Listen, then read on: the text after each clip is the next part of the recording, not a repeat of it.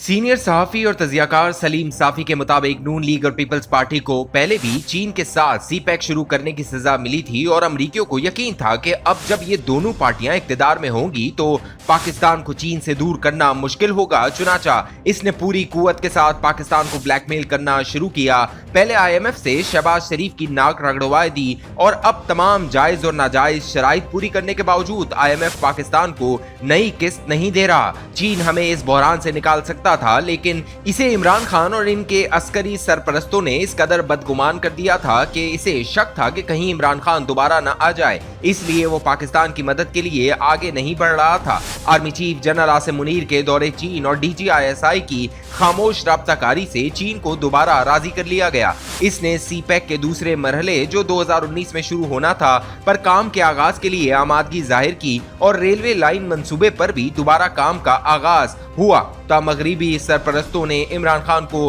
पूरी कुव्वत के साथ नई अस्करी क़यादत के खिलाफ हमला आवर करवा दिया। ऐसा नहीं कि पूरा अमेरिका इमरान खान के साथ खड़ा है, लेकिन न्यूकॉन्स और बरतानिया में गोल्डस्मिथ पूरी तरह इनके साथ हैं और ये पट्टी इनकी पढ़ाई हुई थी कि आप अमरीकी साजिश का ड्रामा रचा लें ताकि कोई आप पर शक न करे। हकीम मोहम्मद सईद मरहूम, डॉक्टर इसरार अहमद मरहूम और अब्दुल सत्तार ईदी मरहूम के दर्जात की बुलंदी के लिए दुआओं और इनकी दूर अंदेशी को सलाम पेश करने के बाद अर्ज है कि जब इमरान खान डोनाल्ड ट्रंप से मिलने के बाद जश्न मनाते हुए आए तो 10 अगस्त 2019 को जंग में कश्मीर और अमरीकी स्क्रिप्ट के ज़ेरे उन्वान अपने कॉलम में मैंने लिखा कि दूसरी तब्दीली ये आई है कि अमरीका के लिए अब अलकायदा और तालिबान नहीं बल्कि चीन पहली तरजीह बन गया है। चीन के मुकाबले के लिए जहां वो दीगर इकदाम कर रहा है वहां इसकी जरूरत है कि भारत को इसके मुकाबले के काबिल बनाने के लिए पाकिस्तानी साइड से मुतमईन कर दिया जाए और दूसरी तरफ पाकिस्तान को बहला फुसला कर चीन और रूस की तरफ मजीद करीब जाने से बाज रखा जाए।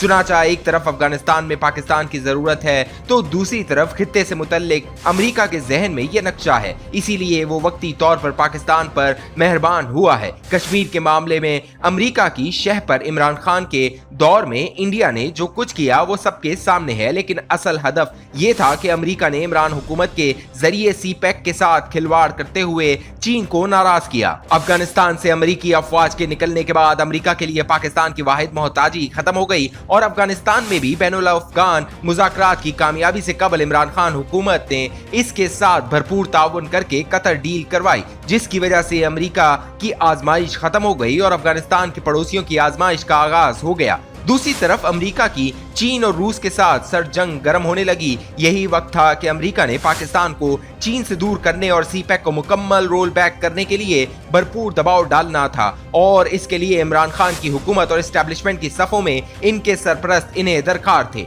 हालांकि दरपर्दा इमरान खान जो कुछ कर रहा था इन लोगों की शह पर कर रहा था। आज से 8 माह कबल जब PTI के हर सपोर्टर के मुंह पर अमेरिकी साजिश और एब्सोल्युटली नॉट के एब्सोल्युटली झूठ का नारा था, मैंने 24 सितंबर 2022 के रोजनामा जंग में ऐवान सदर में चीफ नियाजी मुलाकात हकाइक और नताइज के ज़ेरे उन्वान लिखा कि नौबत यहाँ तक आई कि अफगानिस्तान के लिए अमेरिका के साबिक नुमाइंदे ज़ल्मे खलीलजाद से भी आर्मी चीफ को दरख्वास्तें करवाई गईं कि वो इमरान नियाजी से एक मुलाकात कर लें। वाज़ेह रहे कि अमरीकी न्यूकॉन्स के रुकन ज़ल्मे हुकूमत की तब्दीली के 1 माह बाद पाकिस्तान आए थे और नियाजी साहब से खुफिया और तवील मुलाकात की थी। तब किसी को मेरे इस दावे पर यकीन आया और ना किसी ने इसका नोटिस लिया, लेकिन अब जब न्यूकॉन्स और स्मिथ फैमिली को महसूस हुआ कि प्रोजेक्ट इमरान खान लिपटता जा रहा है तो उन्होंने पूरी कुव्वत के साथ चीखो पुकार शुरू कर दी। इमरान खान के हक में न रूस की तरफ से आवाज बुलंद हुई, चीन की तरफ से, तुर्की और न सऊदी अरब जैसे दोस्त की तरफ से,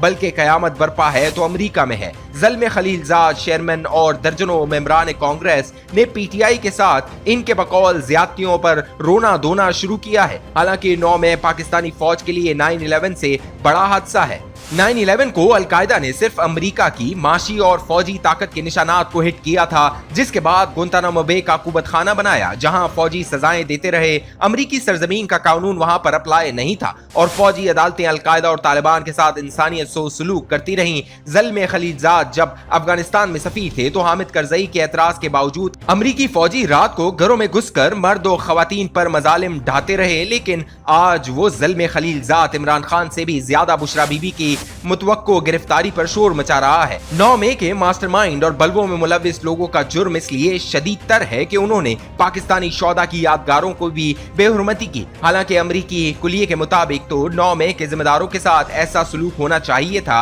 जैसा अमरीकियों ने 9/11 के जिम्मेदारों और सहूलतकारों के साथ गुंतानामो बे में किया।